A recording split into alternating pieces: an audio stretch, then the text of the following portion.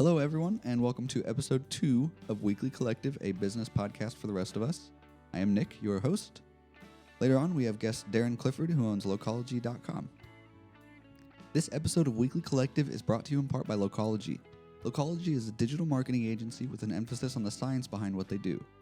Everything they do is largely based around the tracking of data, analyzing, and finding solutions that ensure their clients get the best possible ROI that they can with their internet marketing. Locology is your one-stop shop for all things digital marketing, handling everything from website design and development itself to search engine optimization and pay-per-click campaigns. Based in the US, Locology has a firm understanding of what it takes to market your product or service effectively and can do so on a contract-free basis. Whether you're just getting started with your business or an industry veteran looking to expand, Locology can get you where you need to be.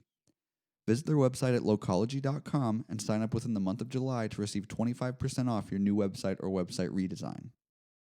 This episode is also brought to you by Things Lister. Things Lister is the fastest way of finding things to do in your city tonight. Sign up for the beta today at thingslister.com and check them out on Twitter at @thingslister. THINGLISTR.com. Somebody asked a good question the other day. Would you do pro bono work? Pro bono work is work that's typically done for free for the benefit of the person providing the work. I will say 100% of the time, yes. Don't let anyone tell you pro bono is a bad idea. The only scenario I could think that pro bono would be a bad idea is if you are just so overwhelmed with paying gigs that you would be hurting yourself or overwhelming yourself to take on another project, especially at no cost. There are lots of people that will get down on you for even suggesting pro bono work because they think it devalues what you do, or typically the people that'll get down on you are ones that are in the same field as you, and they feel that you're, who knows, making their services less valuable or taking one potential client out of the pot, which in reality, I found, at least in my case, when I offer pro bono work, or more in my case, I do it at a heavily discounted rate, or buy this and get this free. I look at it from a perspective of, this is so heavily discounted, this person would not be able to purchase my service or your service at full cost. I'm giving them an opportunity to take advantage of this, when they don't typically have a budget for it. And I'm not stealing a sale from anyone else. I'm not really devaluing anything. My cut and dry answer to that question is yes, I will do pro bono work as often as I can. If I've got a day where I don't have a paying gig, I will absolutely take, I guess you'd call it taking a loss, and do some work for a heavily discounted rate or for free for the sake of more advertising, for one more person to go out and be extra satisfied because they got it at such a discounted rate, and tell people, hey, look at my website or look at my lawn or whatever it might be. You can have that too. That's the goal, to get referrals from happy customers. Any way you can come up with to get some extra advertising, to get some extra referrals, do it. It's never a bad idea. I touched on it briefly in episode 1, and we've kind of come full circle now. Don't let people tell you you're wrong. There will be no shortage of people that, well, will apply it to just this scenario, that'll tell you that pro bono is a terrible idea, you're underselling yourself, you're devaluing everything we do, and their opinion is no more valid, or really, I guess, no less valid than yours. Just because somebody says it doesn't make it true. Like I mentioned, the person that's telling you so adamantly not to do this, or it's a bad idea, is probably just upset because they're in the same field and they feel that they're missing out on a potential sale, or they're upset because they didn't come up with the idea and they're not going to reap the benefits from your hard work. I've got somewhat of a silly topic I want to discuss next. And it's even more silly when you see it written down in my notes as my real-world superpower. I'll preface this by saying that I'm not full of myself. I certainly don't think I'm better than anyone else. I mention it mostly jokingly. I certainly don't think it's a real superpower. But that superpower is my ability to make just about any decision, any personal decision, in a matter of moments. It's something that's almost plagued me for the past several years. Lots of people will be quick to tell me it's wrong, it's a wrong way to operate. People get upset when I'm so quick at making a decision or trying to make a change in my life, and they're doing their best to catch up. and I'll explain how it started originally and then how it affects me today. Years and years ago, I got into website development by playing these browser-based Mafia games. Not like the Facebook ones, Mafia Wars. They're more text-based multiplayer. I guess you'd call them MMO. Whatever they are, they were really fun. I really enjoyed them, and it really kind of inspired me, and I wanted to have my own. So I stumbled across some scripts for a very similar game online and loaded up on my web server and just tinkered, just copied and pasted and trial and error over and over again until I had a pretty firm understanding of at least that code base, and I was eventually able to turn it into more. And that's kind of the beginning story of how I got into website development. But anyway, what would happen was I had this script, as did thousands and thousands of people online, and so many of us. I assume we were all fairly young. We would host these games, and we'd have our own little rounds, and we might have 20 regular players or 50 regular players, just really small scale operations altogether. So I'd add these people on MSN Messenger, if that gives you any idea of the time frame, and I'd explain, look, we would benefit each other greatly from joining forces. Let's combine our games, let's combine our user base, let's have twice as many developers and administrators, and let's make twice the game. Let's be twice as successful at least. And these people would say, oh, well, that's an interesting idea. And they'd ask me all these questions, and they'd say, okay, let me think about it. I'll get back with you in a week or so. And at the time, it would really frustrate me, and I didn't quite wrap my mind around it and the idea and what I'm exactly explaining now. I just knew that it really irritated me, and I thought, well, what do you have to think about? Don't get me wrong. I recognize there's quite a few things to consider. Do I want to lose my name? Whose name are we taking for the game? What about cost? Who's paying for the hosting? So on and so forth. But let me flip it around. And if somebody had approached me and asked me that, I'd be able to give them a definitive answer and realistically, probably right on the spot. If there were lots of things to consider, I could tell them, hey, let me get back with you in an hour. Let me actually think this over. And it dawned on me a few times, maybe these people were just very polite or awkward and didn't quite know how to tell me no, or were leaning toward no and were seeing if they changed their mind. But it would happen over and over again, and not just to me. I would see it happen to others in all walks of life. People just, I don't know what it is. If people just are unable to make, I won't even call them big decisions, because often they're not. If they're just unable to make decisions, or they're constantly second guessing themselves, or whatever the case is. But I found it really frustrating. And where I think it applies to likely what you do is anything you do in life, there will be a risk. I think it's a quote from The Office. There's a million reasons not to do something, and that's totally true. I see it all the time on these message boards. People will say, "Oh, well, how about this idea?" And people will fire back and say, "Oh, it's a good idea. Consider this." And they'll immediately fire back with a reason. The original poster will reply with a reason why they don't think their idea will work.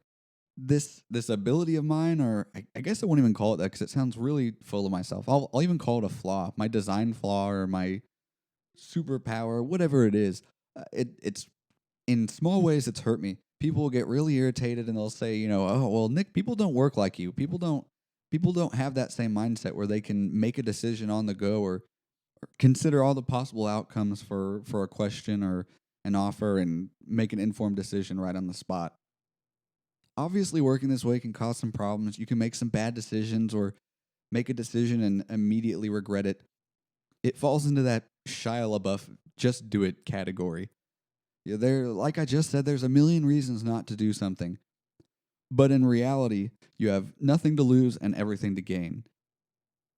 If you've got an idea for a business or a project or a website or whatever it is, don't file it in the back of your mind. Don't keep kicking it around. Don't take any more time to think about it. Just do it. Just sit down and make it happen. Take the first steps.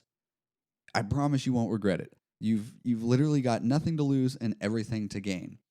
And if you're listening to this and you can apply it to something you've been doing, and you've got this idea that's never really came to, and you've always thrown it around and second guessed yourself, and after hearing this you still can't bring yourself to do it, maybe business is not for you. That sounds really harsh, and don't take that as cut and dry as it sounds. But a big part of being a business owner and entrepreneur is taking the risk, taking the initiative and just going for it. Being able to work those 12-hour days and staying up far too late, and if you're working a day job, stay up too late and go to work miserable tomorrow because you know what the potential outcome could be.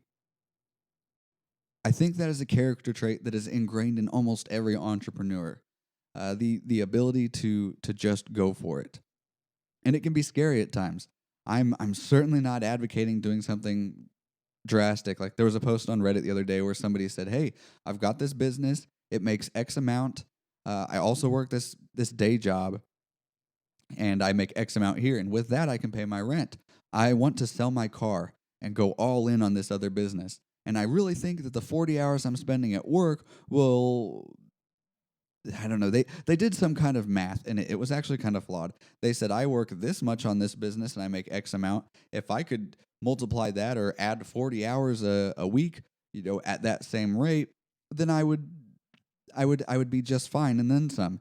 And I kind of got on that thread, and I explained, hey, look, it's not going to translate like that. I did that. I made that same mistake. I'll explain how all that worked later. But my point is, don't do something crazy. Don't take what I just said and think, oh, screw it. I'll quit my job and I'll worry about money at the end of the month when rent is due. Don't do something like that. But if you really honestly have nothing to lose or nothing to lose besides time, just go for it. If you've been wondering, is being an entrepreneur right for me, or is this business idea good enough, just do it. Just go for it and let the experience speak for itself. At the very least, if and obviously there's different things that come into play. If you're investing money in it or not, if it's a huge sum of money, obviously consider it.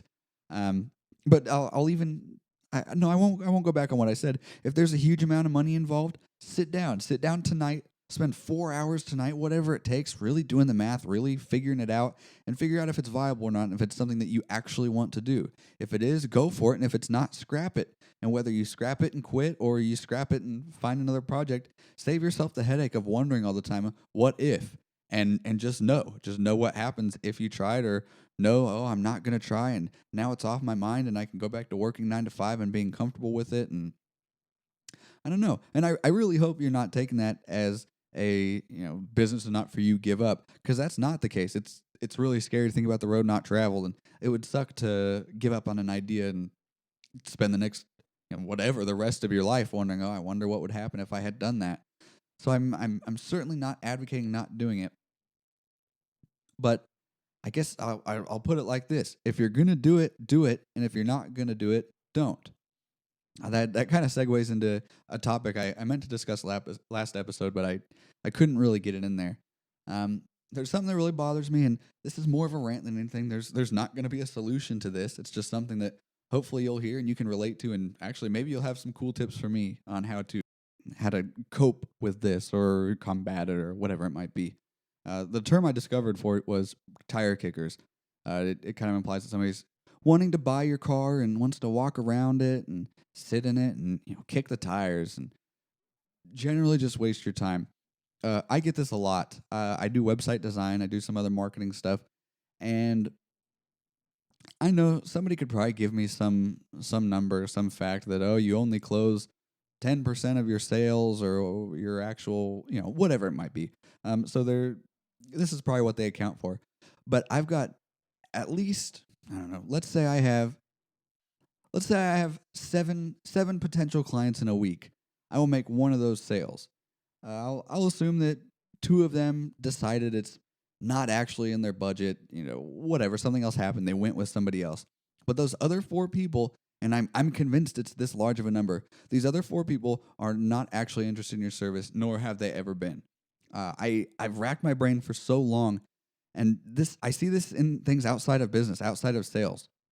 To give a really silly example, Craigslist. I'll sell music equipment on Craigslist, and I'll have 10 different people contact me after a week of it being up, and for some reason, that piece of music equipment's still sitting in my house. I did that with an original Nintendo the other day. I posted on a Facebook swap and shop group, and I had probably 15 people, a large number of people, all local, saying, hey, next, next, next. I'm very interested in this. I can come get it after work, so on and so forth. All willing to pay the price I had listed and everything.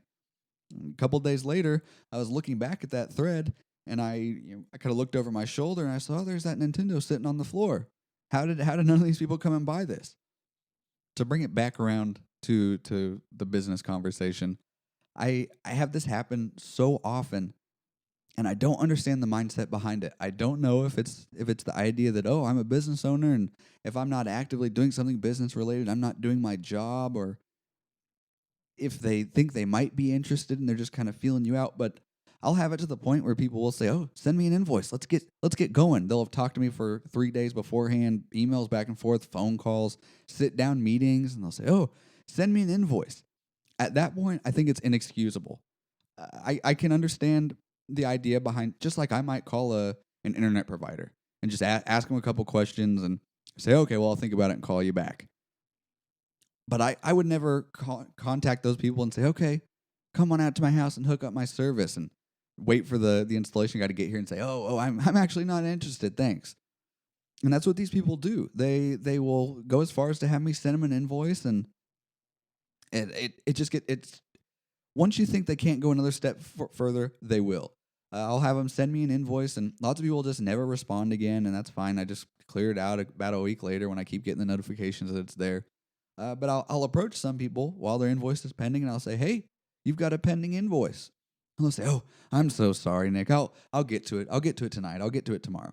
And obviously they never get to it. And don't get me wrong, I understand that things come into play, money moves around, and people change their mind, but it's such a repeat thing that I just I can't believe that it's a coincidence every time. Hundreds and hundreds and hundreds of people have done this to me in the short span that I've done these designs or my web hosting or whatever it might be. I can even go in and look at my I did this the other day. I can look at my hosting invoices, and when people ask me to send them an invoice, I'll go ahead and do that, and I'll generate it, and I can look in there and I can see just these crazy gaps. It'd be invoice 470, and then the next invoice will be invoice 492, and that implies that there's just that giant gap of fake invoices or whatever it might be in between there, where people said, "Hey, go ahead, I'm ready to get signed up on this," and then obviously never coming through. It's something that irritates me very much, and like I said, there's probably no solution to this. I wouldn't want to come down harder on people or you make them feel threatened, and that if we do this, you have to sign this or whatever the case. I just thought it was worth mentioning. It's something that really really grinds my gears, and I use really polite language, and it's something that actually really irritates me outside of this. But hopefully you can relate to it, and like I said, maybe you have some way to cope and some way to possibly deter people like this. That seems more likely. I bet somebody has some neat way of stopping these people in their tracks before they take you for the ride. Consulting fees and so on. But I just recognize it can be especially frustrating for people that aren't, I was going to say aren't earning enough, but are really living sale to sale. If you're in the real infancy of your project and you really are counting on so and so to call you and to make this sale, it can be especially frustrating when you think that money is just so close and they're essentially playing games. And there's nothing we can do about it, and that's the risk we take. Our guest in episode 1, you used the quote "feast or famine." I thought that was a really neat quote, and it really holds true. Even in his situation, he was a pretty large scale company. And again, he said feast or famine. So it's just, I don't know. At the very least, know you're not alone if this happens to you. And just try not to let it bother you like it bothers me. And eventually these days will be behind you when you grow enough to have somebody else deal with the tire kickers or the time wasters. I had an interesting thought the other day. It actually, and I explained at the end of last episode that this podcast is kind of a journey. It'll be a learning experience for both of us, and hopefully we'll all be able to take something away from it. somebody contacted me about potentially sponsoring an episode, and I gave them the prices. They're on the Patreon. If you want to check that out, if you want to donate, if you like the show, patreon.com/weeklycollective. Donate $1, donate $100, whatever you want. Let us know you're listening and you care. But anyway, I'd sent him the prices. I said, hey, here's what we can offer you. You'll get this many episodes, so on and so forth. And he said, okay, that sounds really reasonable. What's your user base? How many people are listening? And I kind of sat back and I was getting ready to type up a response, and I went for it. And I said, oh well, we're only a new podcast, but I think given the context and so on and so forth, and the key word there is but, the but that I put in there, and it I didn't realize it until just then that it's a red flag for somebody reading that. But you can apply this to any aspect of your day-to-day communications. I could leave it at really pay attention to what you say, but I don't think that will really drill the point home. When you write something up or when you're talking to somebody, don't just look at your correspondence and think, okay, that looks good, that sounds professional, but think about what you're saying on a much deeper level. It can be hard. You never know how people will respond, and people will interpret things in really bizarre ways, or they won't catch things. That's part of the downside of doing business online. You can't really convey emotions or sarcasm or jokes or anything like that. But try to look at what you're saying and how it could possibly be interpreted, and try to.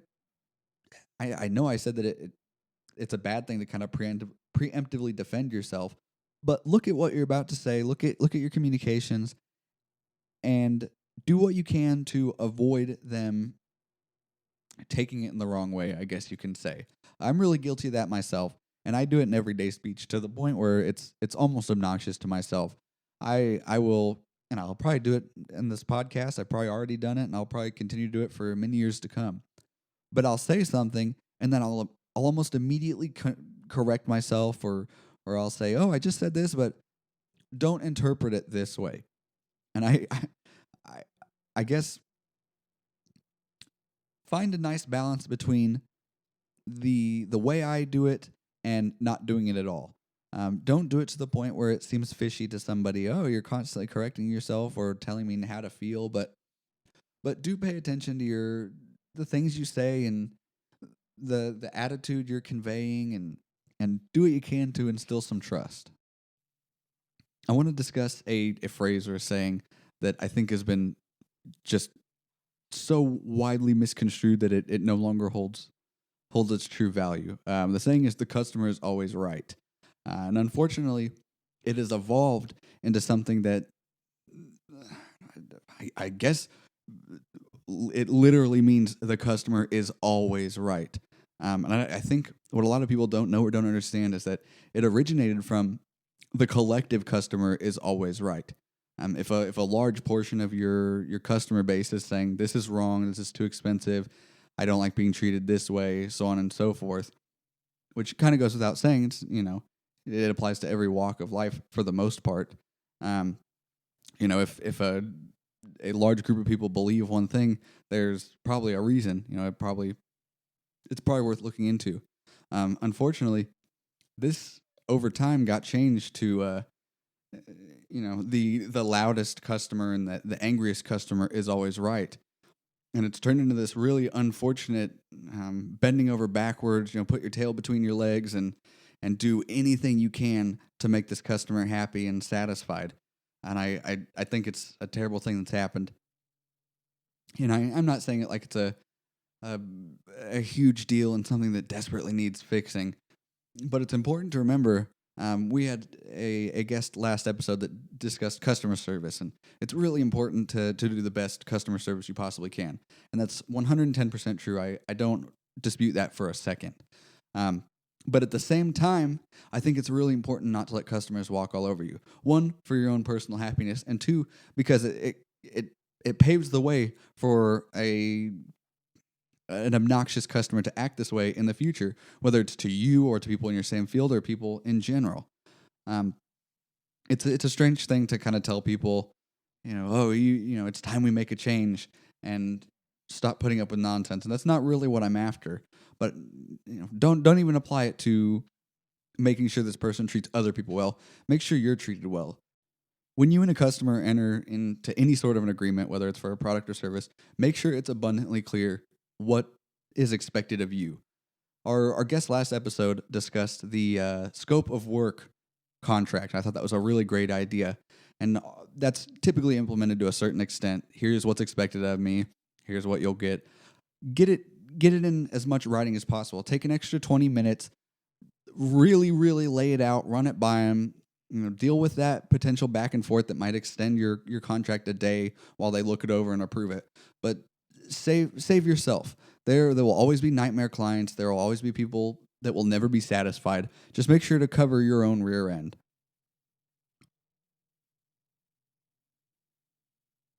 With some sort of agreement like this, a scope of work, contract, whatever it might be, you've laid out word for word what is expected of you, and hopefully they've agreed to it and signed. I think it's so very important, not even for business in a whole and other people they might encounter in the future, but for yourself to be able to put your foot down when things become unfair. There's a lot of people that will argue with me on this, and it probably stems from the customer is always right mindset, that you just need to bite your tongue and go ahead and get it over with. But it's likely that if you get in the habit of doing this, you'll just be taken advantage of. It's a hard thing to do, to sit back and think, oh, do I want to potentially lose this customer? Should I fire this customer or client? And more often than not, your immediate answer will be no, especially if you're in the infancy of your startup and you're really looking forward to that money or you're relying on it. But if you've been in this situation enough, and I both hope you have and haven't. I hope you have so you experience it and you know how to react to it, and I hope you haven't because it's just a pain. But you'll see how often people are willing to take advantage of you. And like our guest said last episode, a $1,000 project can very quickly turn into a $10,000 project, or what it would have been worth to you, if you're not able to put your foot down and tell a customer no. Or on the other side of it, customers are, unfortunately, they're in some cases quick to abuse. They're quick to, I don't know. I guess you're disposable to them, and you certainly are. You're a stranger that after your agreement's over, they never have to talk to you again. And a lot of people have been kind of trained because of this mindset that if they make a big enough stink, or if they threaten enough, that they'll get what they want, and they'll get more than what they agreed to initially. I think it's a useful skill to know when to call it quits, and to be able to firmly but very politely tell somebody, look, no, this isn't what we agreed. I won't be doing this for you. I recently had, and I have them all the time. Even though it was recent, it happens several times a month. I had a nightmare client, and I won't name names, but I designed a website for them. I developed a website, rather. It had a pretty deep administrative back end to it. It had a lot of functionality. It wasn't your typical static website for a contractor. It had a purpose. The website took about 4 weeks to complete, and throughout that, I got quite a bit of verbal abuse. And I did it for a very low price because I discovered them on Craigslist. They didn't come to me through one of my regular avenues. I kind of approached them and said, hey, I know you're looking for this. I can do this for you. And we agreed on a price because he was on a budget and he seemed like a nice guy, which is something you'll experience over and over again. If you can, try not to settle. You'll sleep better at night just knowing whether you got the project or not, you're not going to be subject to abuse. So I made this agreement with this fella, and we finished his site eventually, and we after a lot of strange back and forth and really threats. I guess I'll elaborate. What happened was I quoted him 3 weeks. At the end of the 3 weeks, I gave him a preview. I said, here, take a look. And he fired back with I don't think there was a single bug or a single problem. It was just changes. He gave me kind of a vague explanation of what he was looking for. It was like a review site. Um, so I went ahead and did it. And like I explained in the last episode, I'll do a lot of content writing for free just because it's one less thing I have to do, one less time I have to approach the client and say, oh, look, I need you to give me this. And just it simplifies the process. They can always change the content later, but I'll go ahead and plug it in and write out whatever quick nonsense I can for their website. So I did that on some titles. I think I called them listings instead of reviews or something. And he would fire back and he would say, oh, I'd rather it say this instead of this. I'd rather review instead of listing. So I said, okay. And I went through and I changed every mention of it. And in a big complex site like that, even using a search all files, replace all instances function in a text editor, it still took some time. So maybe a day or two later, I'd send him that and he'd say, okay, that looks great. Now let's change this. I want this text box moved over here. I want this color slightly different. I don't like this wording. Replace this wording. Let's add this to the homepage. Let's remove this from this page. And it was just thing after thing. And what he did or didn't do was provide it in a single list, a single bulleted list. Every time I would complete something, he would give me another task, which is okay. It's not the most efficient way of doing it. I would have much rather had it all at the beginning.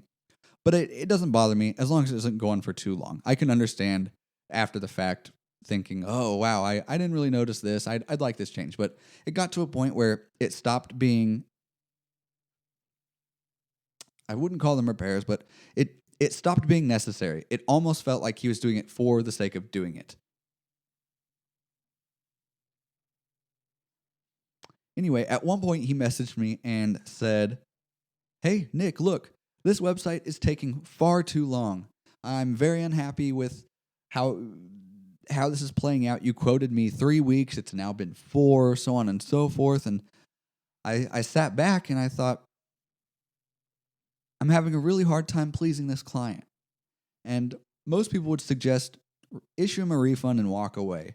Well, I suppose I'm hard-headed and don't ever take that as advice. Don't do as I say, not as I do. I'm a bad example as far as things like that go because that was probably the right move to issue him a full refund and walk away from it happily. But I had this mindset that I've completed hours and hours and hours of work on this website and boy, I just need to be compensated for it. And had it been a several $1,000 job, I could have messaged him and say, look, I can no longer finish this project out for you. I desperately need to be compensated for the work I've done. So let's come to an agreement and you can pay me 50% of the price or 75% of the price or whatever. That doesn't matter. But I wasn't willing to do that based on how little I was paid. I felt that I had very much fulfilled my obligation and he got his money's worth and then some. Anyway, what I didn't do anything like that. I went ahead and responded to him and I said, look, I've done, I kind of explained what I just explained to you right there. I've worked my behind off, and I worded it much more gracefully. I've worked my behind off. There's been no shortage of effort on my end. I've made every one of these changes. I went on to explain that the time frame was extended because he'd give me one after another and not all in a single list, which that aspect of the process still really puzzled me, and it was kind of disappointing because I believe he was doing it for not necessarily to mess with me. I wouldn't say it like that. It's something paranoid. But there's this silly mindset, and you'll realize it a lot if you do website design, that these business owners feel like if they're not actively in control of something, they're not doing their job. And it might translate to physical services. I always reference lawn care and things like that, but you might get a client that comes out and tells you how to mow the lawn or that you're mowing it wrong when whether they're right or not is neither here nor there. But I eventually had to tell this client, look, this is, and I don't remember exactly how I explained it. I suppose that would be valuable. But I explained, look, this is abuse that I'm not interested in taking. I've gone above and beyond to fulfill my obligation, and I'm happy to keep going, but you can't treat me like this. And we went back and forth and discussed, and I guess he tried to defend himself a little bit, and it was it was something that at that point I think I just had to tolerate and get it over with. Anyway, we kind of completed our agreement. He was satisfied with his website, and I was prepared to walk away, and we did. About 2 weeks later, he messaged me and he said, "Hey, the Google Map function on the homepage is no longer working."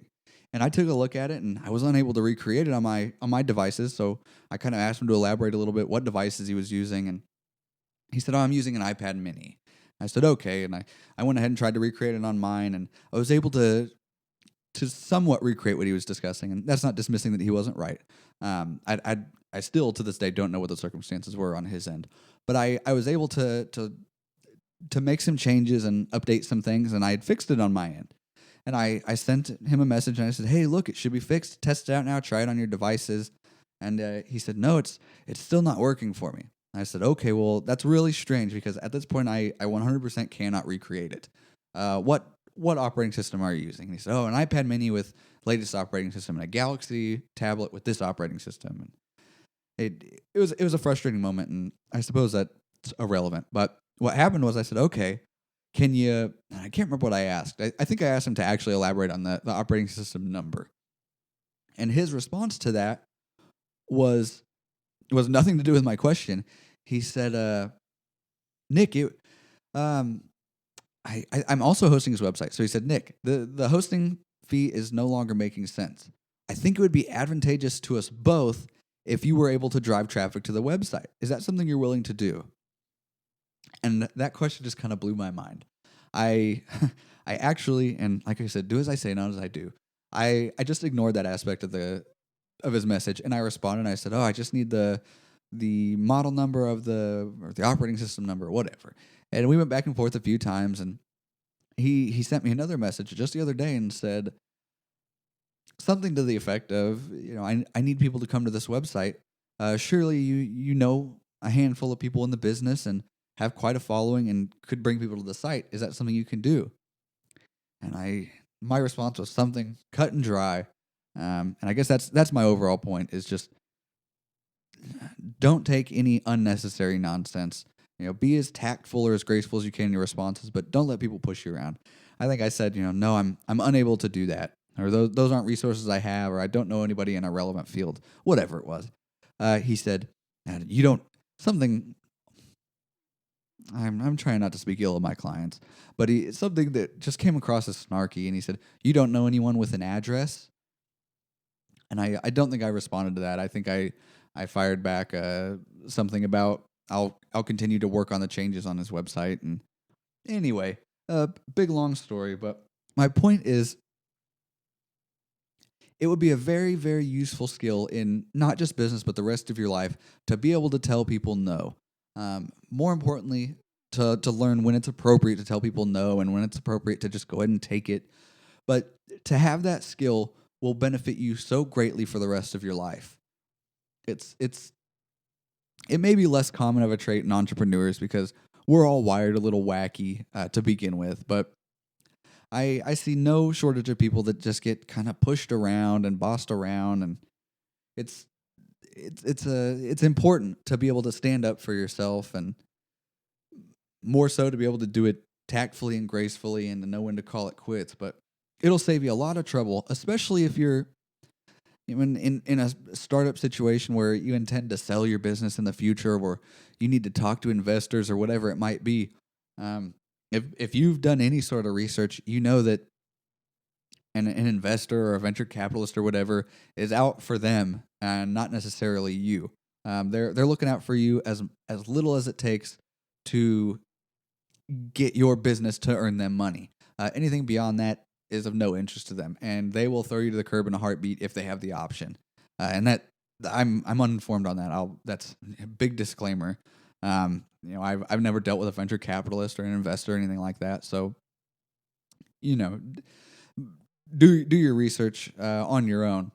But I do know for a fact that day to day, people are looking out for themselves and how they can benefit and how they can profit, and not necessarily looking out for you. So to be able to identify that, and if you notice it, to be able to very firmly tell people, no, look, I don't agree with this, or I'm not comfortable with this. This needs to change, and to not dance around it is a useful skill. So there's no way to learn that skill really. There's no stand up for yourself course I can recommend or anything like that. It's just be be conscious of it. Try to bring it up in casual conversation, whatever it might be. That sounds silly I guess you could call it practice being a jerk. That sounds silly, but the next time you're at Walmart or 7-Eleven or wherever it might be, and somebody does you slightly wrong, or whatever it might be, you get incorrect change, or somebody cuts in front of you, or whatever it might be. It sounds like I'm advocating being a jerk, and somebody might think this is a silly thing to say, but or if you see somebody litter on the street, or throw some, take ice cream out of the freezer at Walmart and then go set it down in the bread aisle because they decide they no longer want it. Don't hesitate to pipe up and very politely say, hey, go put that back. There's nothing wrong with that, and obviously don't get yourself in any trouble or any scary situations. But don't be afraid to stand up, and don't be afraid to stand up and tell somebody to sit down. It'd be a very useful skill to have. I thought I'd answer a question on the podcast that somebody asked me, do you know any PayPal alternatives? Of course I do. I at one point used PayPal for every bit of my business. I'd process all my payments through them until they locked down my account. I received a pretty significant payment from a client, and PayPal, for whatever reason, thought this is a red flag. We need to investigate this. So they locked my account. I think they allowed me to keep receiving payments, but they wouldn't allow me to transfer it out.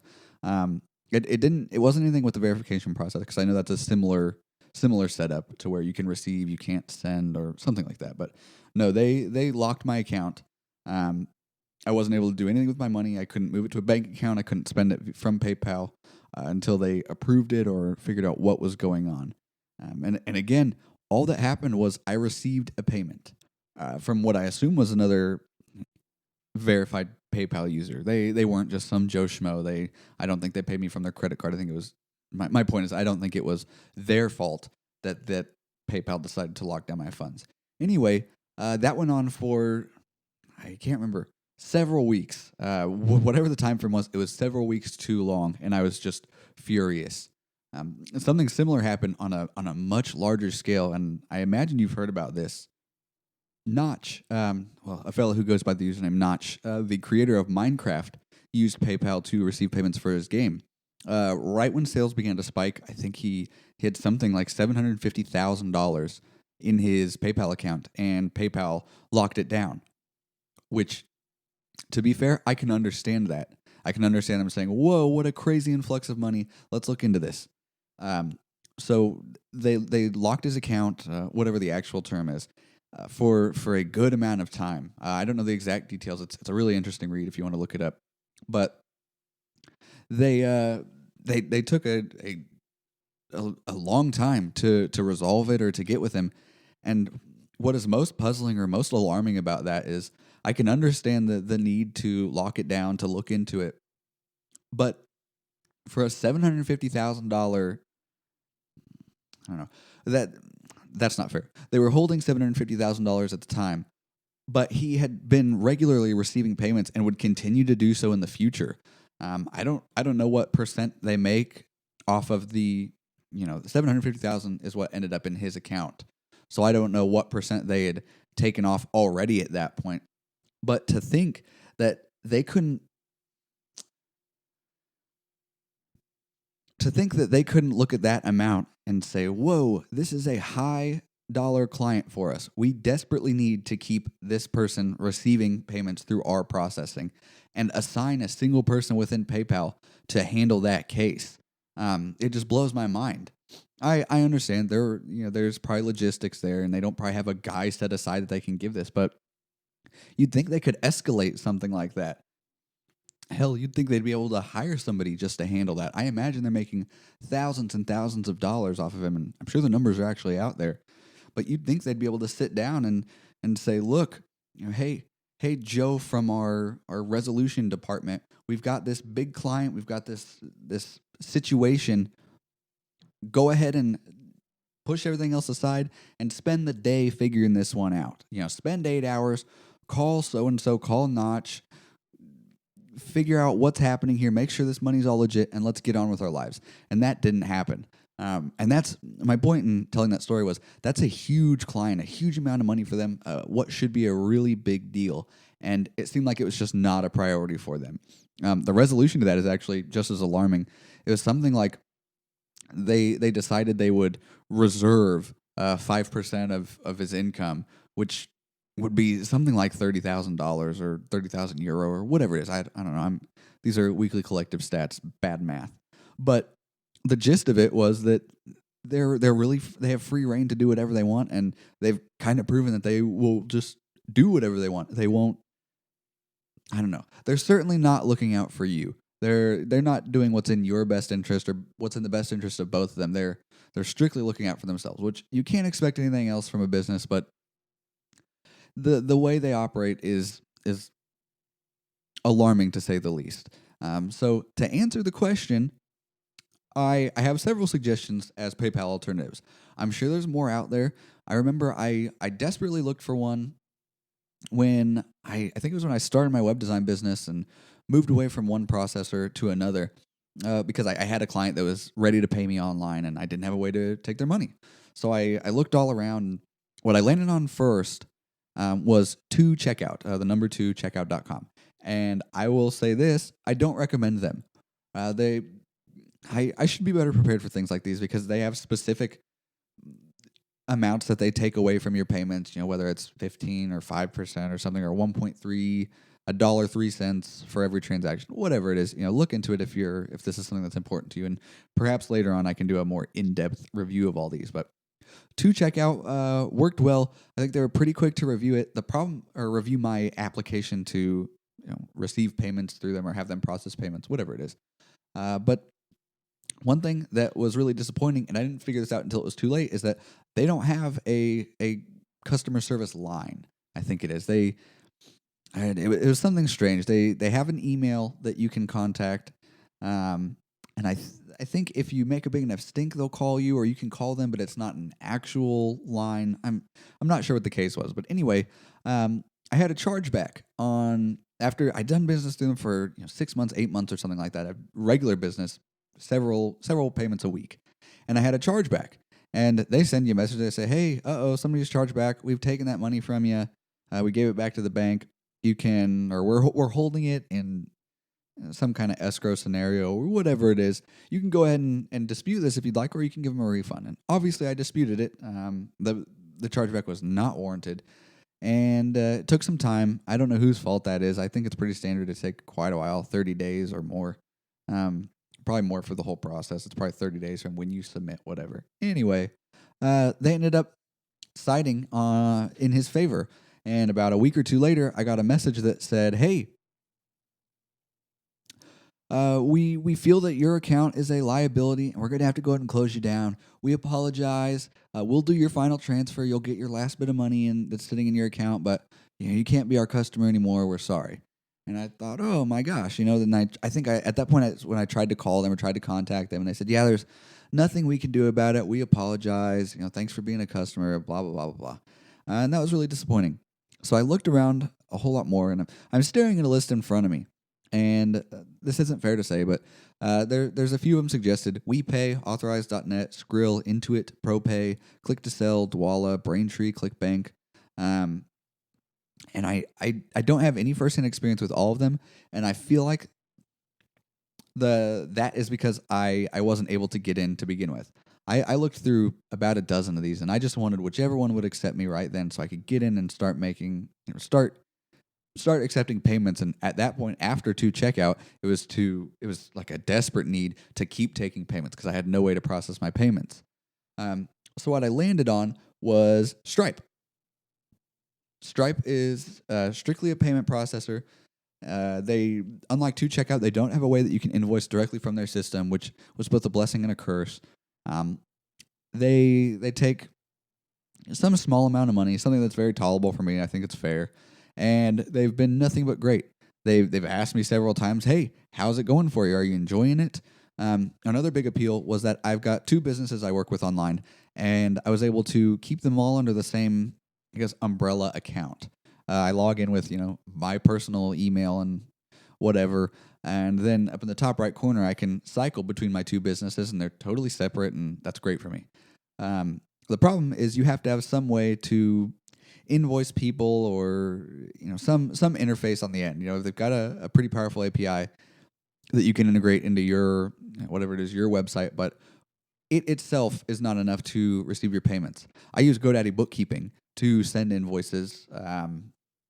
Through that, actually use something else for the other business, but I use GoDaddy Invoicing if I have to send an invoice. If I've got a web design client, I can write it all up there, send it to them, and they can pay through Stripe. You can give them several options. You can integrate PayPal into that. I imagine they accept things like to checkout, and I think I used. Oh, I'm not sure. Anyway, it's a pretty powerful tool. So my answer to that would be Stripe. That's what I landed on, and I kind of go by the mindset that if it's not broke, don't fix it. There might be something cheaper, but in all reality, unless you're making big bucks, those few cents per transaction that might vary based on each payment processor, it's probably not going to break the bank. I would hands down recommend Stripe. Obviously, do your research. Look into what they offer, if they offer things that can work for you, if they have any limitations that won't fly for you, if they're available in your country, so on and so forth. But if you're looking for a new payment processor, Stripe is where I would start. The one downside I found to not using PayPal is, unfortunately, they're still kind of the go-to payment processor, or whatever you might call it, whatever it would be from the buyer's end. I'll have lots of clients that will say, "Oh, send me an invoice," and I'll send it one, and they'll see, processing through Stripe, and in reality, they click it and they enter their credit card information, whatever. But it can be a little scary for people that aren't super internet savvy and haven't had a lot of experience making purchases online. And they'll ask, hey, do you use PayPal? And I'll explain as much or as little as they want. I don't raise any red flags in my immediate response, but I'll say, no, I don't. And a lot of them will say, oh, well, why? And I can see from their perspective, it's a little alarming. It'd be like me having an exchange with somebody online, trying to sell them web design. And they say, hey, I'm really interested. Let's go ahead and get this started. What's your phone number? I'll call you. And I'd say, oh, well, I don't use the phone. Actually, I don't have a phone number you can call. If that were you on the other end of that, if you were trying to, buy my website design, you'd say, oh, well, no, thank you then. That's, you might have good reasoning for it, but that's not something I'm interested in. That's not a risk I'm willing to take.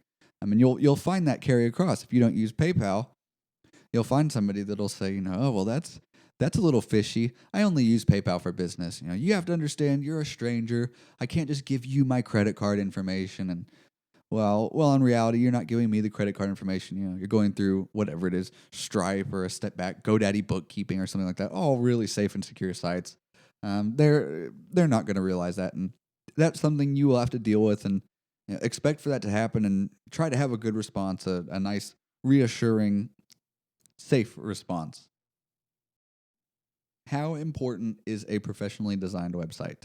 This is one topic that I am truly qualified to talk about because I am a website designer and developer. I eat, sleep, and breathe website design and development all day, every day. I'm often asked, how important is a website, period? I don't even need to answer that one. It is so important. It will make or break your business in the age we live in now. People aren't opening phone books anymore. People are hopping on Google and typing in lawn care Dallas, Texas, whatever it might be. And if you don't give yourself an opportunity to appear there, you are throwing business away. You might as well not even try. There are businesses that have existed for years and years and years and can survive off word of mouth and their existing client base. But if you're trying to start up a business, do not dismiss not only the value, but the great importance of having a website, and a professionally designed one at that.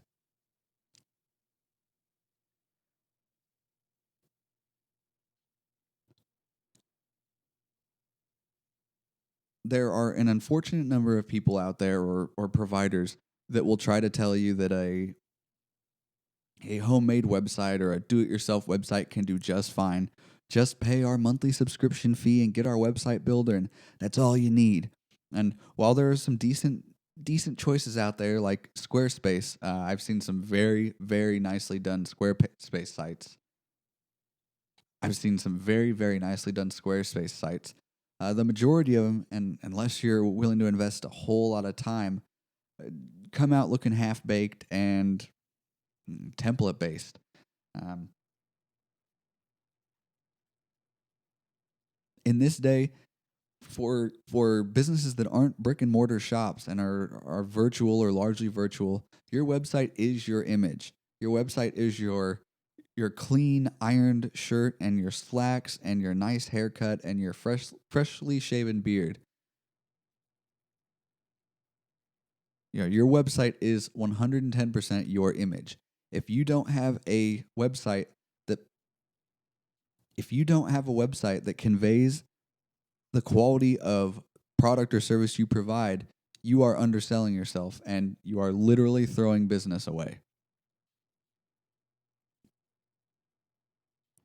As unfortunate as it is, I know this from experience.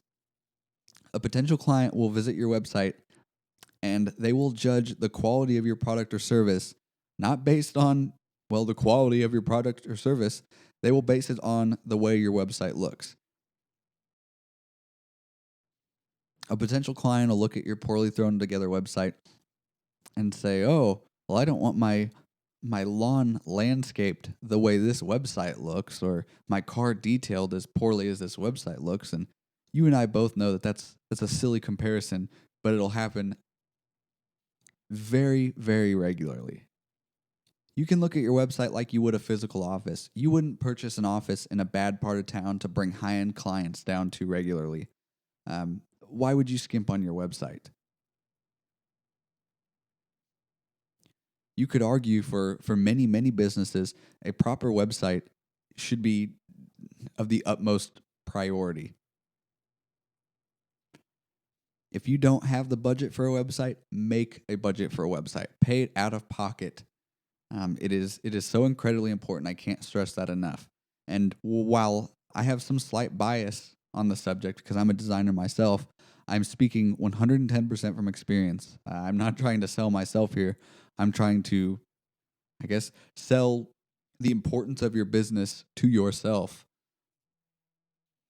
As useful of a skill as learning design or development or the basics of WordPress or Joomla or whatever it might be could be to you, it's not something you want to have your business rely on. I would certainly like to learn woodworking, but I would never build a house and try to live in it because I'm not skilled enough, nor would I be without a great deal of education. And it would be foolish of me to try to live in this poorly constructed house. While it might stand up and it might keep me out of the rain, there are hundreds of other things to consider, none of which will even cross my mind because I'm not a professional in the field.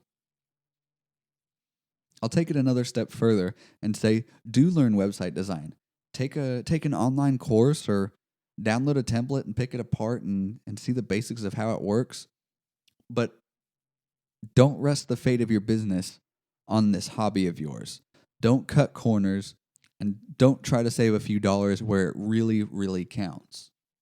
Apply this in a real world scenario.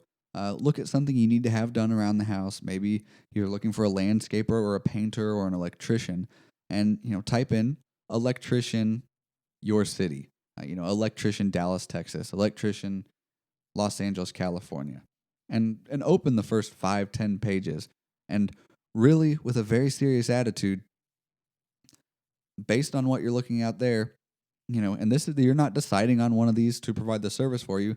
But which ones are you really considering calling?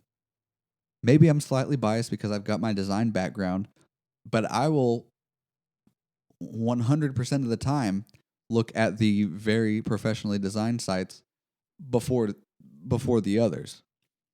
That's not to say the other sites don't provide a good service. And as unfair as it might sound, in my eyes, it's foreshadowing the quality of customer service I may receive. Somebody sent me a private message on Reddit, so I thought I would read it here and answer it to the best of my ability. Hey Nick, thanks for being willing to help out. I own a restaurant and a customer left us a terrible review on Yelp. Everything he says is really exaggerated and most of it isn't even true, but I worry that it will discourage people from trying us out. All of our other reviews are 4 or 5 stars. I don't know what to do about this and was hoping for any input. Thanks again. This is a crappy situation, but an easy one. I've dealt with this in the past and I've seen countless other people have to do the same. My suggestion is to publicly respond to it, reiterate that customer service is your top priority in a way that doesn't sound like you're arguing with them. Let them know that the things you described don't typically happen in your shop and you'd love to make it right. Tell them you'd love to have him in and have a meal on the house, and end the response with your personal business number and name and tell him he can call you if he has any questions or concerns. I can 110% see why it would be tempting to disprove his exaggerated lies or just generally call his BS. That'll never end well for you, though. At this point, anyone reading this comment on the review site is pretty skeptical of you and your business. So the idea is just to get the last positive word in and kind of put everyone at ease. The best way you can do that is letting everyone know that you don't want an unhappy customer and you're totally willing to make it right. Yeah, I won't lie to you and tell you that there's not a chance that this will lose you some business or someone will view that review and decide to go to a different restaurant down the block. But the name of this game is reputation management, and the goal is not to win an argument. It's really disappointing when people do stuff like this. It's one thing to provide bad customer service and have to pay the consequences, but it's a whole nother thing to have somebody unfairly, criticize your business and just exaggerate or lie. And in reality, the 5 minutes that person spent writing that negative review could be weeks or months of headache for a business owner. I will say one thing. I would never, ever, ever suggest contacting Yelp and trying to get them to remove that negative review. I'm sure I'll do an extended segment on it eventually. Yelp in general and their terrible, terrible business practices. But avoid talking to anyone from Yelp at all costs. They are not your friend, and they will do whatever it takes to make an extra buck. So, in closing, apologize thoroughly and do what you can to make it right. All right, today's guest is Darren Clifford. Darren owns Locology.com. That's LOCALLOGY.com. He's on the show to talk about PPC, but he does a wide variety of internet marketing and all the things that kind of go along with that. Hey, Darren, how's it going? It's going good, Nick. How about yourself? I'm doing well, thanks. Can you tell us a little bit about what you do?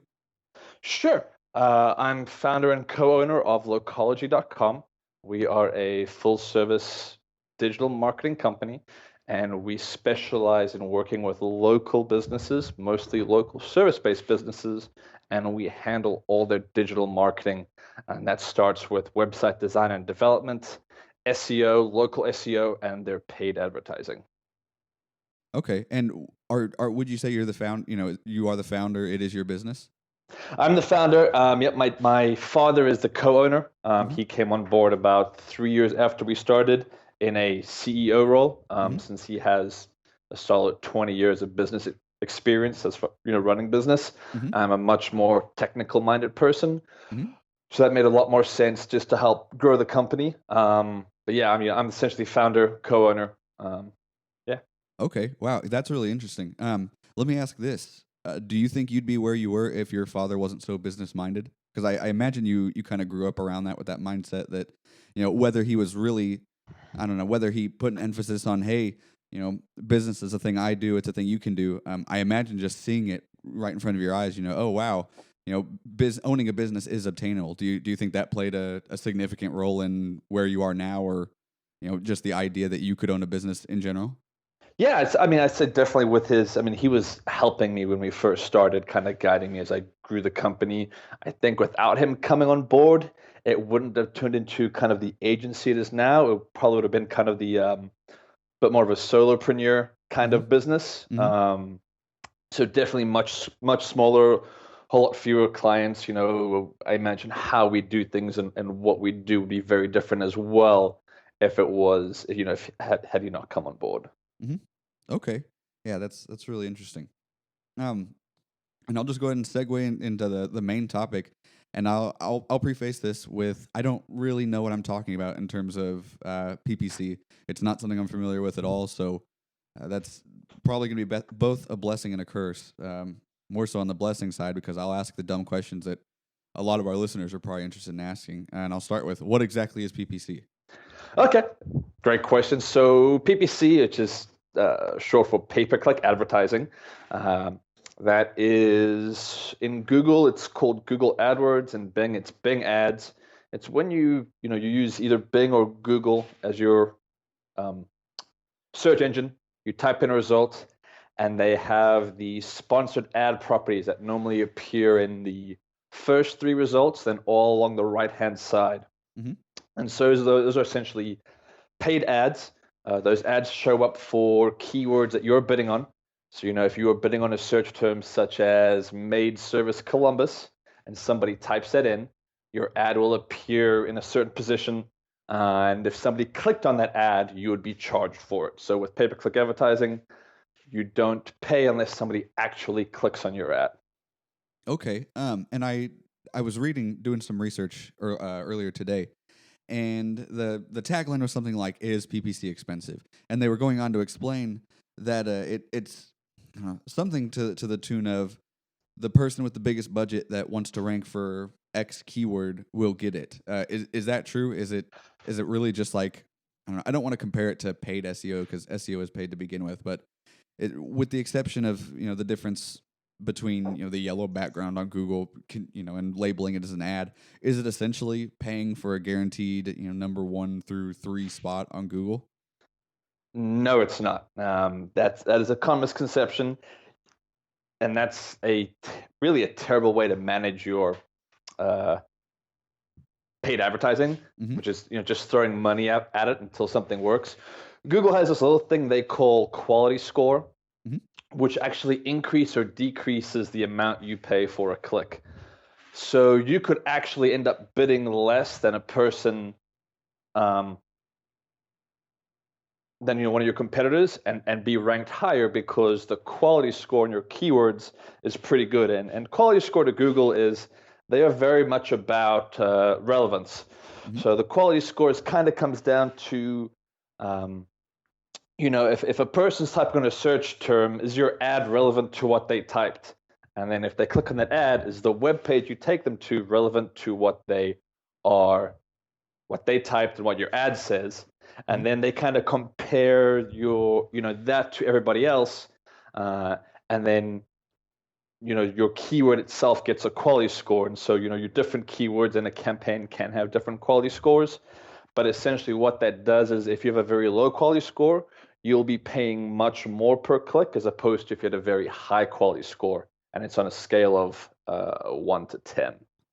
Okay, so in a way, they kind of or Google kind of employs their, the same algorithms they use for the basic search aspect of their site to the pay per click to a certain extent. Correct. Okay, wow, that's okay. That's interesting. And I kind of touched on it just a second ago. Is it expensive? And I know that's a really broad question. You probably can't give a super definitive yes or no answer because if you want to rank for something incredibly specific or something really broad and nationwide. But in general, is it well, let me rephrase it. That was a wacky way to say it. If I am a startup and I'll give you two examples. The first one, if I'm a startup and I'm a lawn care company in small town Oklahoma, is it going to be a pricey marketing move for me? Probably not. The biggest thing really comes down to the competition you have. So obviously, more people bidding on the same keywords generally causes click charges to go up. Mm-hmm. So obviously, if you're in a small town, there's only one or two other ads showing, there's a good chance you can jump in there for relatively low cost. The other one is kind of, what keywords are you targeting? Mm-hmm. Because obviously within even a lawn care company, you have different search terms that people might be using to find your service. Mm-hmm. And so that can vary per cost. And then it's kind of how specific are we getting, your longer tail keywords will be less expensive normally than your very broad, generic short tail terms, kind of same way in SEO that ranking for lawn care will be hard, but ranking for, lawn care company in whatever city, Oklahoma, is a lot easier. Similar thing with paid advertising. Those longer tail terms tend to be a little bit cheaper. Okay. And again, I know this is going to be a really broad question, but what would, on the average side of things, what would a low cost keyword be and a very high cost keyword be? Yeah, That's that's a really hard one to answer because it very much varies by your market, by your city, and by the competition. would it be in the Within would it be in the ballpark of 10 cents a click, $1 a click, $10 a click? It's just a really really rough ballpark figure. I'd have to look. I'd expect to say for a reasonable business, and as a small business owner, you're looking to make $100+ profit per sale. I guess it's anywhere from $2 per click higher at Hmm. the absolute low end, in my opinion. I found that we have some medical professionals we work with, and like bidding on the doctors' names are really inexpensive. We're saying like 25 to 50 cents a click, whereas bidding on the service that they are offering is like upwards of $7 or $8 a click. Okay. So, and then on the same note, even in the same industry, we work with a lot of maid service companies. I have some that get charged $3 a click and some that are paying upwards of $10 a click, Mhm. for the exact same keyword, but obviously they're in very different locations. Okay. When you take on a PPC client, do you insist on redesigning their website, or do you prefer it? Because I can see there being a concern with, like you said, paying for these clicks, and especially if you're paying high dollar per click, and if that click goes to a crap website, they won't make any sales. Is that something you insist on doing, or you kind of warn them about, or how does that process work? We prefer it. Obviously, our biggest goal is we want to be able to generate our clients' phone calls. And it's hard to do that without setting up our tracking on a website that we've designed and controlled. Hmm. The other side of things is you're right. We have no control over the conversion capabilities of somebody else's website. If we've designed the website, we have a pretty good idea right now of what makes a page convert. Hmm. So we set everything up, to try and maximize what we're doing. And with somebody keeping their website, we basically tell them we can do this for you, but here's the caveat: we can't control the conversion, and so you're essentially just paying us to drive traffic to your website, and after that, it's kind of up to you. And if you're okay with that, we'll do it. Um, but we prefer not to do that because that normally never ends well down the line, really. Hmm. Hmm. Do you have any? And tactics sounds like a strange word, but I assume at least occasionally, if not frequently, you get calls from clients that'll say, oh well, I pay you for this, and I don't see it working out for me. I'm not getting I'm not making the sales, or I'm not getting any calls or anything like that. Do you have kind of a go to spiel for when people call unhappy? And I guess that's kind of a broad question, because it doesn't specify whether it's their fault because they wouldn't take a new website or Right. anything like that. But is that a common occurrence for you? I guess I'll ask Not that. Not No? really. We communicate with our clients quite often. One of our big things when we take on a client is we talk to them and help them, make sure that they know, what their dollar value per sale is, and we get them to kind of estimate their conversion rates based on phone calls. Mhm. So we can go to them and say, if we generated you 50 phone calls, you say that, you can convert 25% of them, and each of those sales is worth X to you. So that means we need to make, so many phone calls. Basically, we plug in all the math, so we have kind of a baseline goal. What's our break-even number? Mhm. You're paying us X, you need to get X plus Y back. So how do we do that? Mhm. So once we've kind of got that all hammered out and we've agreed that, that's what we're aiming for, at a minimum, we go out and we can, you know, do our stuff across all the various services they're paying for to get them enough phone calls to justify their spend. So generally when clients come to us, the first thing we do is we ask them if they've been listening to the phone calls, because we track and record all the phone calls for our clients. So we can come back to them and say, you got X amount of phone calls this month. How many of those phone calls did you actually convert into sales? And so if they don't know that, my sales team will sit down with their client and go through the calls with them to help them figure that out, and then kind of figure out, why are you unhappy? Because normally they are getting enough phone calls to justify the spend, but we have no control over what happens once the call ends up in their hands. Mm-hmm. Okay, and that's interesting. So, in reality, you're kind of a full service provider. I imagine in a lot of cases, people, I don't know, people in your similar field will expect people, give me your key phrases, whatever, so on and so forth, and we'll get you ranked. And then there's kind of no interaction between it. And it's interesting to hear that you're kind of going a step further, a step above and beyond, to say that, yeah, while we'll provide you this, we'll also, go the extra mile and make sure that whatever's happening on your end, after you receive the call is converting to sales. And that's interesting. I do a similar thing. I do website design and things like that. And, my customers will come to me and they'll say, oh, I want this and that. And I kind of take it upon myself to suggest, I will happily do this for you at your website.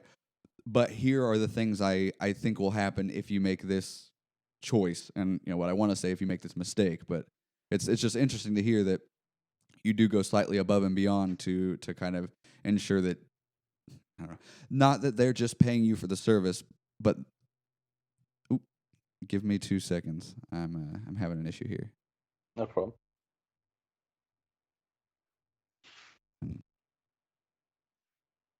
Okay.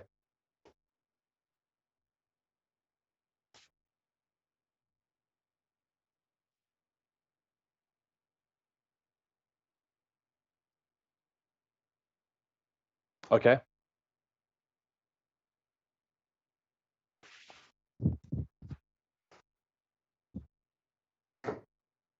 Okay. All right.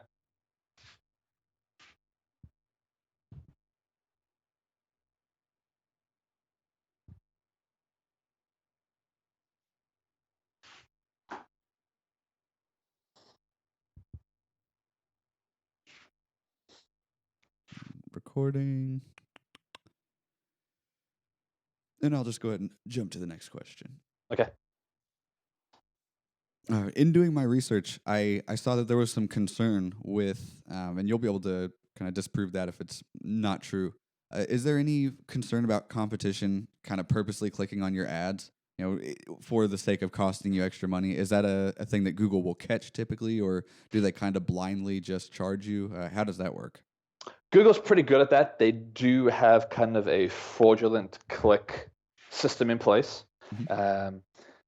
And that will kind of, if we go through my client statements, I almost always see kind of a credit for that, for however many clicks they believe are fraudulent. And the other thing is that if you believe it's happening, you can bring it up with Google. If you're working with an agency, we all have reps at Google. So, Mm-hmm. that's kind of one of the perks of working with a company that does this, Mm-hmm. is that, we can escalate it a lot quicker than a normal person can. Mm-hmm. Our agency rep can hop in there and take a look at and see it. A lot of people say it could be happening. We don't see it too much. I think it's a little overstated. And Google's pretty good at, if somebody from the same IP is clicking your ad 10 times in a row, it's pretty obvious to Google that that's very, very fishy. Mm-hmm. So they're really good at catching that. And they said you can always bring it up with them. And working with an agency, they have an agency rep, and that makes things a whole lot easier. Mm-hmm. And I just had a thought, and I might be totally off on this, but you mentioned that the pay-per-click ads appear at the top of the search results and on the right-hand side. If I apply and I don't know what it's called. I guess it's the AdWords section of it. If I want to put Google's ads on my website, are those pay-per-click ads that are appearing up there?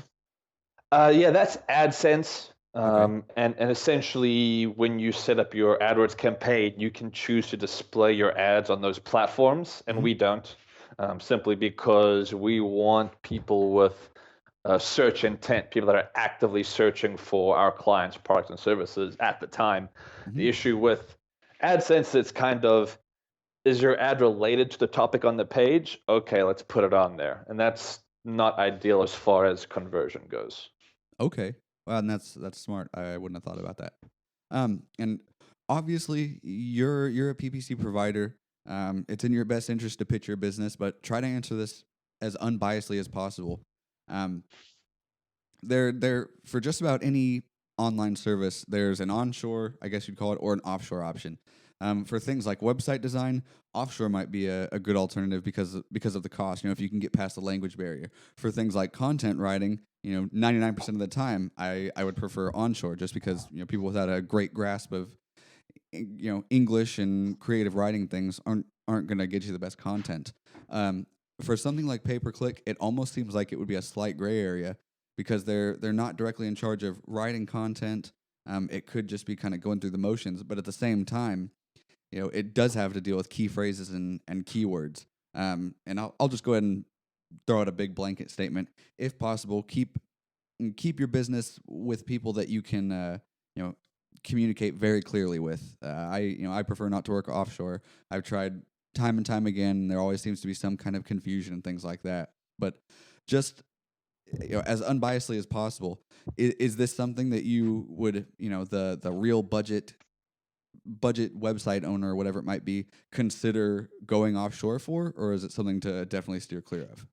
I would say steer clear of it, especially from a management aspect. The problem with going offshore, and when we say offshore, you're normally talking about countries where English isn't the primary first language Mm-hmm. most of the time. Mm-hmm. The issue with that is, a big part of your success of your AdWords campaign is things like your ad copy and your pay-per-click ads, and then your Mm-hmm. landing page copy.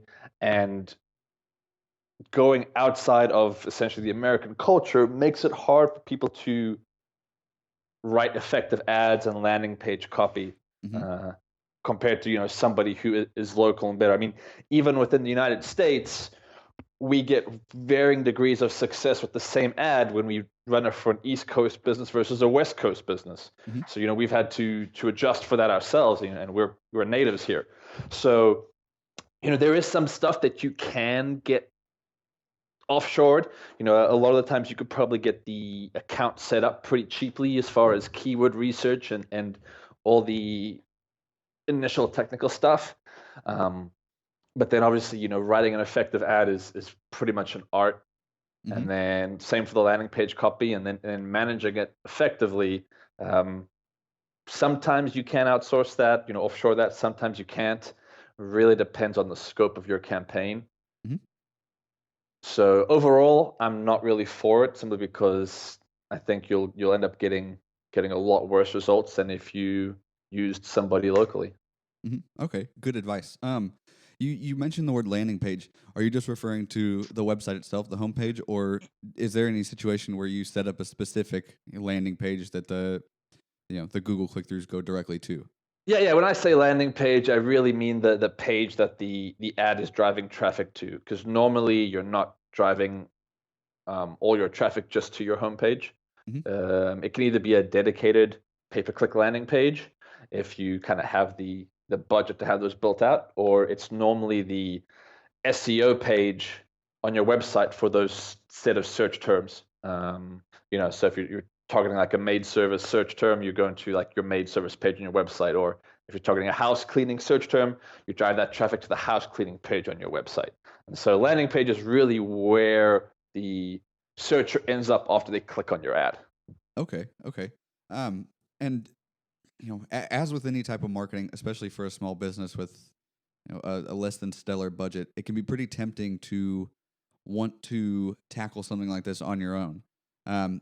One, is it something that's a viable option for just an individual to manage every aspect of their PPC campaign? And what exactly would the benefits be of going, handing something like this over to your business and asking advice?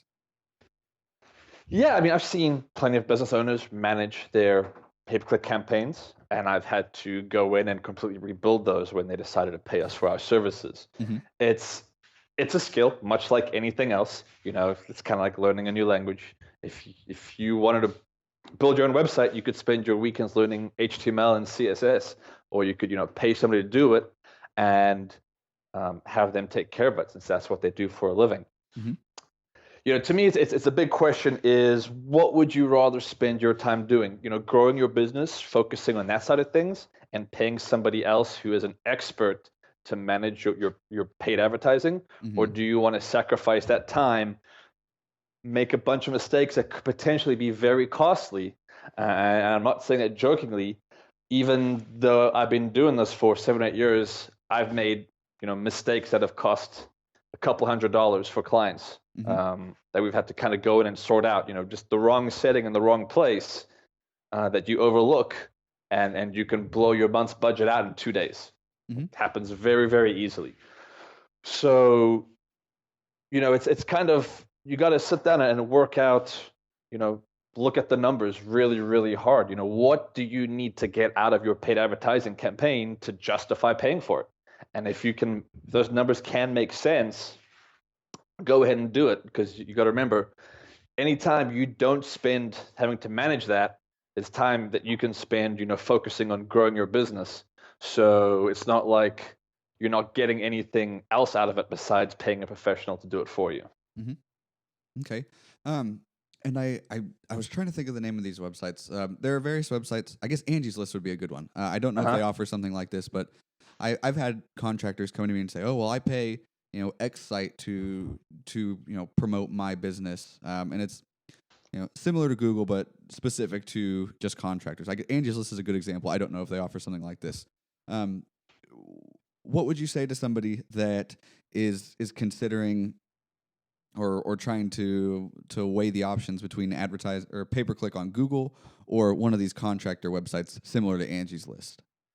I'd say that it really comes down to the cost of things. Like, do you know what your numbers are for Angelus? Because normally they've almost always signed up for it already, and now Mm-hmm. they're waiting and trying to justify it after the fact. Mm-hmm. So we don't do any of the Angelus stuff ourselves. Some of our clients do it, and some are very good at tracking those kinds of numbers. Mm-hmm. I just say that the bulk of searches happen on Google or on Bing, and that's where the vast majority of your customers are going to start off trying to find you. So if you're trying to get the biggest reach, that's where you'd want to go. Mm-hmm. Okay. Um, and I'll kind of backtrack a little bit. If you wanted to tackle this on your own, if you were ready to take that plunge or take that risk, I guess, I know a big part of it is keyword research. And this doesn't just apply to PPC. It applies to people wanting to do SEO or really maybe just wanting to see for their own curiosity. I know Google used to make their keyword, I forget what it was called, just their keyword research tool, whatever it was, available for everyone to use. And I think now it's locked down for, and I think they renamed it or something, locked down for people specifically that do AdWords or something like that. Is that true? Yes, it's true. It's pretty simple. Just go in there, create a Google account, and sign up for AdWords. Mm-hmm. Since you don't get billed unless you're actually running an ad, Mm-hmm. and then you'll get access to the tool. So it's not really that big of a hurdle. Just before, you didn't need any sort of Google or AdWords account to get your hands on it. So nowadays it takes you about 3 more minutes of setup to get access to it, and then you can start using it. Okay. And again, this is going to be a really broad question. Answer it to the best of your ability. Let's do a hypothetical. Let's say I am a lawn care company in Tulsa, Oklahoma. Okay. What if pretend I'm trying to do this on my own, or I guess if it's similar, you can apply it to what you do over there. What would be my best process as far as do I look at my competition first? Do I just go ahead and do the keyword research? What kind of keyword research do I do? Walk me through a vague hypothetical. Vague hypothetical is pinpointing kind of what are all the services that you're offering, and not just what are you offering, what do your clients call those services? Because that's what, remember, we're targeting terms that people are actively searching for. So it's fine if you say you do one thing, but all your clients call that something completely different. So that's one thing to remember. Normally in kind of the service industries, it's pretty straightforward. Somebody does X, people are searching for X. If you're a yard care company, people might search for yard care companies, or they might search for grass mowing service or yard mowing service. So it's the thing is, starting off is list all of those things. Then the next step is to fire up a keyword tool like the Google free keyword tool and start plugging those in there and seeing what other keywords Google gives back to you. So now you kind of expand on this small initial list and try and find a whole bunch of other related terms that you might not have thought of. And the Google tool is pretty cool because it will give you kind of ones directly related to that and give you ones that are just similar to that, so you can find variations. And then after that, you basically sit down. You should now have a nice longer keyword list depending on your business. And your next step is to kind of group them up by like keywords. So for example, you'd want to put all the search terms, let's say, that have the words yard care in it together in one group. And then let's say, you have another group around grass mowing, for example. You'll want to put all those similar terms together in a separate group. So now you have all these essentially these buckets of very similar keywords. And in AdWords, we call those ad groups. Reason being is that when we write an ad, we can now use that term in the ad, and it's much more applicable to what the person is searching for. If they're searching for a yard care company, we can now put that in the ad, and it actually gets bolded in the ad if it's a match to what they're searching for. Mm-hmm. So you've got your ad group set up. Next step is to kind of write your ad copy, and this is one of those things where some people are horrible at it, some people are great at it. It's a limited amount of space, 25 character headline, and then 2 35 character description lines. And so you have to write those, and we run anywhere from 2 to 4 ads per ad group. That's what we call split testing, and that way we can see, which ad is performing the best, and keep on trying to improve upon that. And then after that, it's the very technical stuff of setting up your AdWords campaign, and the 24 minor configurations that can have a huge impact on how effective you are. Mm-hmm. Okay. Yeah, and at that point, and like I said, I don't have very much experience with any of this. Just by what you explained, the first part of it seems obtainable or feasible or doable, whatever. And it seems like it gets infinitely more complicated. Personally, it's not something I would want to try to tackle on my own, especially considering you'll be, earning that money off each successful lead. It seems like it kind of pays for itself, especially if you have the right company doing it that is willing to give you advice as far as oh well, once I do tell clients this as far as website design, half the or SEO, I guess, getting the people to your website is only half the battle. You can have the best ranking in the world, but if your website looks like garbage, then it's for nothing. And absolutely. I can definitely see the benefit of a company like yours, or I don't know of any others that do something like you do, but as far as taking the extra step, but a company that's willing to kind of coach you beyond what their main purpose or main service is. I can see the benefits to that. I mean, yeah, I'd say the biggest thing that a lot of people get scared of AdWords, mostly because of the costs involved and things like that. And obviously, you can control your budget very well within AdWords. But the other thing that you really need to consider is if you're spending X, are you getting greater than X back? So if between your management fees and your ad spend, you're spending $1,000 a month. If that is generating you $1,500 of business and you're making a profit off of that, then there's really no problem there. Then you can actually if you can, try and spend more because you're profitable, as it were. Mm-hmm. We run into that issue where clients really want to limit their spend, but they're making money off of what they're doing, and we can spend more to get them more phone calls, more leads. So that's really the way you need to take a look at it. It's either generating you a positive ROI or a negative ROI. And if it's generating you a positive ROI, you know, keep it open until you've kind of hit that point of diminishing returns, shall we say. Mm-hmm. Okay. Okay. Yeah, I think that's all really, really helpful advice. Um, what else is it that your company does, PPC aside? So obviously, website design and development is kind of the starting point, since we prefer to manage websites that we've designed. Uh, After that, we do your traditional SEO, and then the other one is what we call local SEO, but it's kind of goes by various names. It might be kind of Google Places, local listings, various terms. I don't even know if he has decided on a standardized name for that. And that's the other kind of thing we do. Okay. And what's your personal day to day like during company hours? Right now, it's kind of get online and make sure there's nothing that no fires that need to be put out. Nothing's broken anywhere. Mhm. And then after that, it's currently right now working on developing a in-house reporting system for our clients. So it's seeing where we are with the development of that. Then it's seeing, what areas are we trying to improve on. So, one of the biggest things we've done recently is I've been implementing a call tracking system that tracks phone calls down to the keyword used for the paid advertising stuff. So for us, this allows us to know exactly which keywords are generating phone calls for our clients.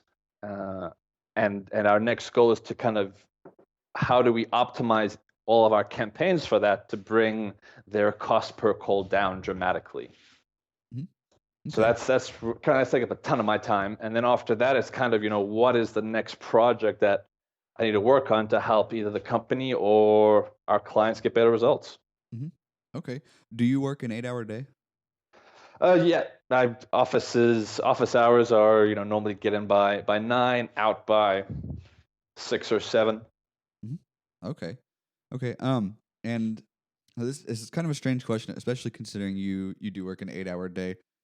Is there any, and I don't really know exactly how to word this. I have it written down on my notes. What is your personal day to day like outside of company hours? Which, if you work a 9 to 5, it's probably just normal life things. But is there anything special you do for the sake of improving your business outside of work? Whether it's, and I read something online about Tim Cook wakes up at 3 o'clock in the morning and exercises and does all this stuff before he heads into Apple and things like that. Do you have anything specific like that? Any routine that you practice that you attribute to your success or anything like that, or is it pretty average outside of work hours? I say it's pretty average. I tend to read quite a bit, and I've been reading kind of a lot of kind of business development design stuff, Mm-hmm. just trying to improve my skill set on that. Mm-hmm. The other side of things is obviously with us trying to develop a reporting system. It's doing a lot of extra research into what else is out there, and what are our options as far as generating useful looking graphs, and kind of making sure we're giving our clients good information, and there's a ton of resources on that. So, you know, the only extra stuff I really do for the business is just kind of a lot of educational stuff on myself. Mm-hmm. And I think it's always important to be constantly learning and improving. Mm-hmm. Yeah, definitely. I can definitely agree there. And I kind of left this out when we were talking about PPC. Um, are there any common mistakes that you see people doing? And I guess you can apply this to anything you do in your business, not just PPC, but something that you see time and time again, or advice that if if your if your cousin or your brother-in-law, whatever it might be, a family friend that you were close to that you weren't necessarily trying to make a sale from, Hmm. were explaining, hey, I'm doing this with my business, and they go on to explain it. And is there anything that's commonly mentioned to you that's a giant red flag for any aspect of the business?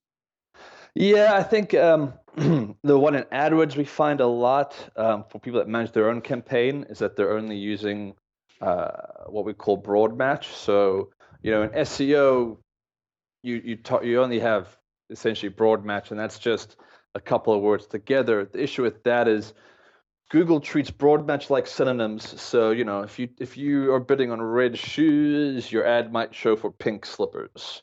Obviously, that's not ideal, especially if you kind of specialize in selling red shoes. Mm-hmm. So, a lot of the times we see that Google has a number of ways to match your search term to the user. And the two most important ones are we call exact and phrase. Mm-hmm. So, an exact match is that's all the user typed in. You know, exactly character for character. And then the phrase is they used whatever you're bidding on in part of a larger search term. So if you're bidding on the phrase lawn care and somebody types in lawn care in Tulsa, Oklahoma, well, that matches because your phrase or your keyword is used in that phrase. Mm-hmm. Okay. So that's the big one. Because that just burns money. Remember, Google's here in it to make a business. Google's a business, and they're in this to make money, not to help you make money. Mm-hmm. So a lot of people tend to forget that when it comes to AdWords. Mm-hmm. And then as far as general business advice goes, I'd say the absolute 100% number one thing that we have come across is not answering your phone in a professional manner, or Mm-hmm. letting it go to voicemail, or letting it hit a menu of some kind. Mm-hmm. If we look at a log of our clients' phone calls, just by how long the phone call was, we can tell you exactly which ones either hit voicemail or hit if the company has like a internal voice recording system, hit that. Mm-hmm. A lot of the times, especially for local business, especially for local service businesses, the client's calling you because they're pretty much ready to buy or get a quote right then and there. Mm-hmm. So, if you let it go to voicemail, or if you answer, "Hey, this is Jeff," it does not send the right impression to the client. Mm-hmm. And that's one of our biggest frustrations, especially with some of our clients that might be getting a lot of phone calls but aren't happy with their results. Is there's only so much we can do to generate leads for you. When it ends up in your hand, you have to kind of step it up a little bit to make sure that you convert those. Mm-hmm. And obviously that's always an issue for the real small guys working by themselves, but it's one of those things that can pay off immensely. If you can start converting a few more phone calls every month, that adds up pretty quickly. Mm-hmm. Yeah, that's interesting, and I think anyone that hears that will have been on the other side of that at one point or another. I just recently had a plumbing disaster in my house, and I forget, it was 7 or 8 o'clock at night. Past business hours, but being in your field, you should be around to answer the phone for that. Anyway, I think I called two different people and went straight to voicemail, and the third one answered, and they got my business immediately. And I think one of them called me back a half hour later, and I had to explain, well, look, I've already got this taken care of. I'll compare it to something really silly, and this might be unique to me. I'm a really impatient person, so I guess that attributes to some of it. But if I'm shopping for something on Craigslist, I might break my phone one day and decide, okay, well, I need a new phone, and I want X phone, whatever it is, and I'll hop on Craigslist and I'll find 5 results. I'll pass the first 2 that don't have a phone number for one, and if there's one for 150 and I call them and they don't answer their phone, and there's one for 170 but they'll answer their phone right now, I'll go and get that one. And like I said, that's probably unique to me. I'm really impatient, willing to pay $20 extra for the convenience and for having it right now. But I think you can apply something like that to business. That kind of like you said, if somebody calls you and you're a contractor, or really, I guess anything, they're typically ready to make that purchase on the spot. So yeah, I can. That's a good point. I can see that really being beneficial. It does look like it's about time to wrap it up. But where can we find you? Yeah, obviously you can reach me through my company's website, locology.com, LOCALLOGY.com. That's kind of the best place to do it.